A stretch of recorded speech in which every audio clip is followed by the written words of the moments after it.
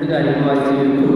ഫാത്തിമയുടെ ആടുന്ന കൃതിയിൽ നിന്നുള്ള കഥാഭാഗത്തിൻ്റെ കുറച്ച് ഭാഗവും ഒരു ബഷീറിനെ കുറിച്ചിട്ടുള്ള ആഖ്യാനവും. നമുക്കറിയാമല്ലോ, ബഷീർ വായിക്കുമ്പോൾ ബഷീറിനെ കുറിച്ചിട്ട് നമ്മളെല്ലാവരും ഓരോ പാഠങ്ങളുണ്ട്, ഓരോ സ്റ്റാൻഡേർഡിൽ പഠിച്ചിട്ടുണ്ടായിരിക്കും. ചെറിയ ചെറിയ കഥകളുണ്ട്, വലിയ നോവലുകളെ എഴുതിയിട്ട് നമ്മുടെ മലയാളത്തിലെ പ്രശസ്തനായ ഒരു എഴുത്തുകാരനാണ് വൈക്കം മുഹമ്മദ് ബഷീർ. നമ്മൾ സംസാരിക്കുന്ന ഭാഷയിൽ തന്നെയാണ് അദ്ദേഹം തൻ്റെ നോവലുകളും കഥകളൊക്കെ എഴുതിയത്. എൻ്റെ ഉപ്പാക്ക് ആടിയുണ്ട് പറയുകയാണെങ്കിൽ എൻ്റെ മുത്തച്ഛന് ഒരു ആന ഉണ്ടായിരുന്നു എന്നാണ് നമ്മൾ പറയുന്നത്.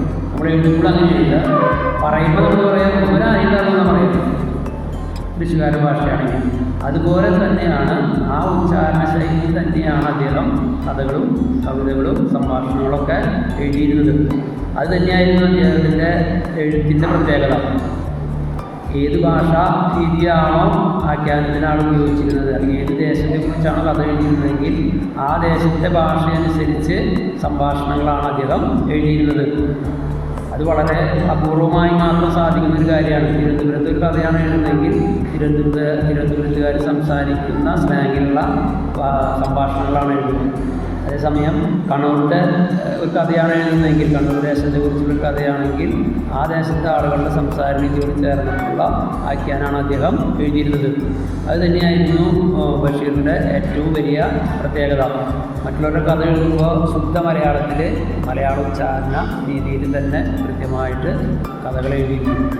നാട്ടുകാരുടെ സാധാരണക്കാരുടെ സംഭാഷണ ശൈലിയിൽ കഥകൾ എഴുതിയിരുന്ന വ്യക്തിയായിരുന്നു വൈക്കം മുഹമ്മദ് ബഷീർ.